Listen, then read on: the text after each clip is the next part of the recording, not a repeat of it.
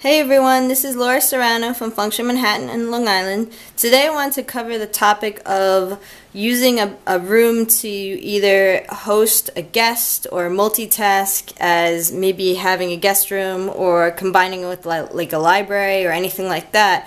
So today I just want to show you a room in my house and kind of use it from source.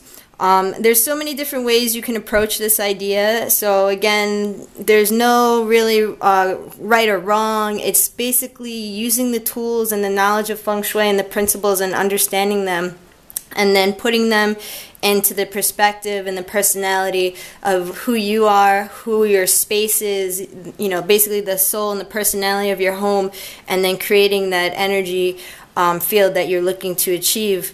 So just to start off, the history of this space actually used to be my mother's bedroom, and when she passed away, or rather before she passed away in 2010, she gave me the blessing to really transform it into an art studio. But besides that, I really felt I wanted to have a space to have guests at the same time. So it took a while to really develop this space, and it's still working. It's a work in progress.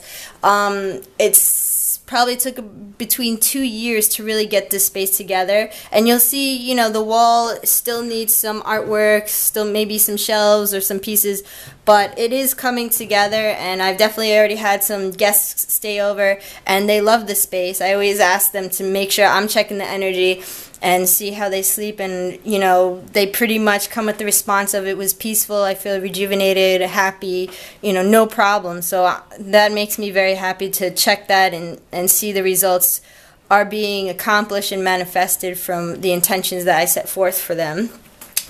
So just to start, the first pieces of this multitasking room, or now bedroom / art studio, started with the bed. So this is just a little twin size bed, and just to kind of go over the layout of this space, ideally a traditional setup when you have a full bedroom, and I'm going to swing around, is that you actually want 2 of these little tables here, one and then one on the other side, because it promotes balance, and the same thing with the lamps, same size lamp, and then place it over there. But the situation is, because I'm trying to make this into a multitasking room, if I was to put it in the center, the door is right there, and then all my art supplies is over here, so it kind of makes it a bit crammed. So a solution which you can do is kind of corner it up to the wall, which is not a problem, but still keeping in mind, because you're still treating each room with the idea of respect and understanding the principles, rather than completely nooking it up against the wall. And yes, I know we have the pipes over there, but the idea is to allow energy to flow around the bed, and then also to make sure that there's room underneath to promote good sleeping patterns for my guests, when they come over. So this is still a fine setup. It's not a problem, and some might argue and say, well, it's against the wall, that's not good energy. Or they may even say, which this is true, that the door energy, or the entrance into the bedroom / art studio, comes and it hits them, which is true, but at the same time you can always negotiate, because they're not staying here permanently. That energy isn't going to affect them. If it was a long period of time, you might want to take other energetic precautions, if you want to say, to deflect it even more. But for the most part, because people are coming in and out, it's really not a big deal. There are elements on this table that have been put in place to help deflect. So right off the bat, you have this little mini table, which, by the way, if you can acquire or go and buy brand new items, you don't have to. So just a quick history of this. I actually found it at a garage sale, 2 for $5. The other one is right over there, so that's a pretty great bargain. They were ready to get rid of it. So always keep an eye out for objects that you might not have the money to fully buy brand new, but garage sales, curb sales, anything like that are a great buy. Besides that, so this already creates a layer to help deflect. Then you have your lamp, which is rounded, so right away the energy comes and then gets deflected. You have a nice little candle. Obviously be mindful not to keep it lit at night. It's also rounded so the energy comes, deflects it. At the same time, a candle promotes a peaceful sleeping, and it's been proven to change the brain waves within you to become in a more, we'll say, serenity or tranquil state of mind, which is very nice. Then we come over here, and this, everyone's pretty much familiar with, is a Dreamcatcher. So this is another energetic deflection that you can use to make sure the energy from here gets dispersed and pushes away basically from whoever's sleeping in this location. So with the Dreamcatcher, it will capture the bad dreams and allow the good ones to transfer to the dreamer. And then you'll also see there's a little quartz crystal. So this is another energetic resource that you can use to deflect the energy from hitting into your guest. So at the same time, to promote peaceful sleep, if you have that option, we always recommend maybe slippers or something soft for their feet. So again, it's just another way to welcome your guests in the energy. And it's something so simple that you can do. And then obviously, even when the bed isn't being used, this is like really paying attention to detail. It's nice to have it made, presented well. Presentation in Feng Shui is key, because if you have a nice presentation of your home, you're going to feel good within your mind, your body, your spirit, because everything is in order and is neat.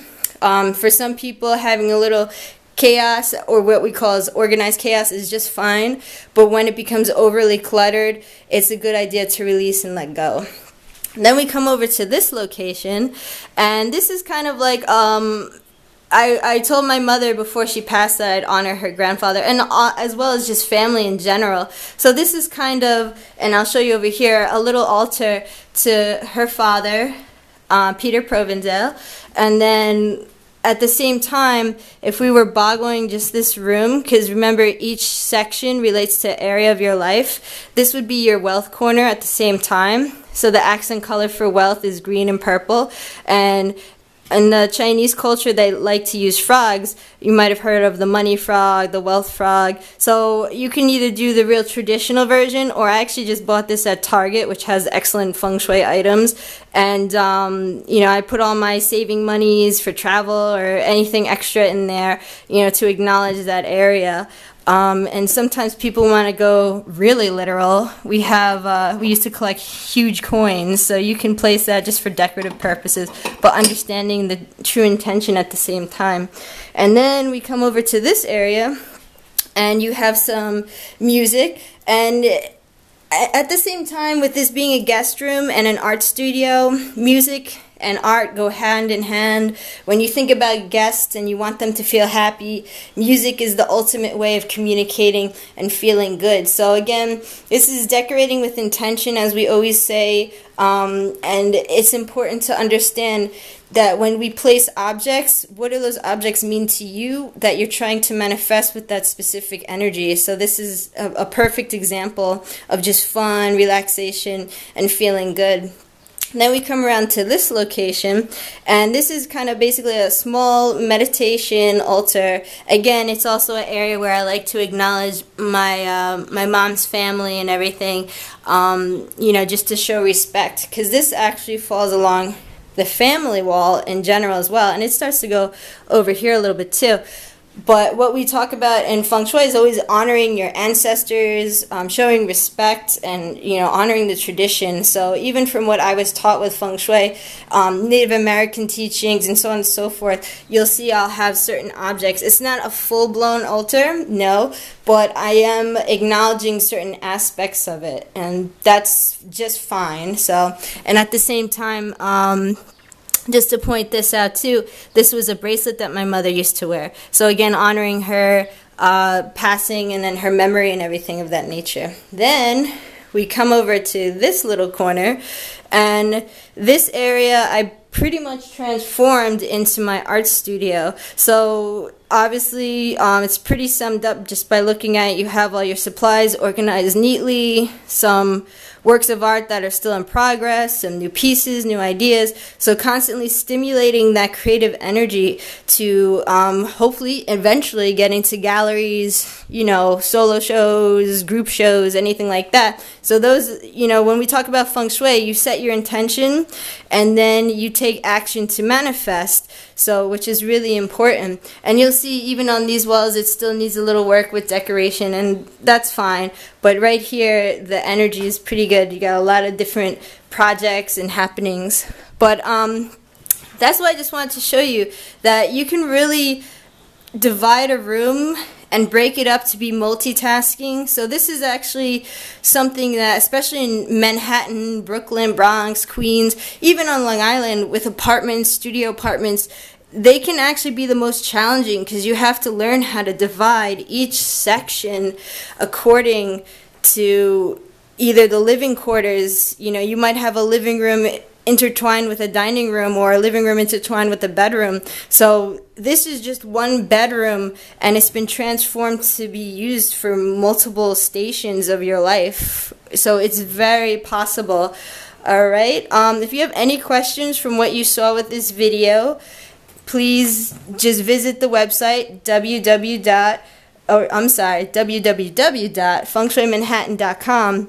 You can go to the contact page, email, call, anything like that, and we'd be happy to answer your questions.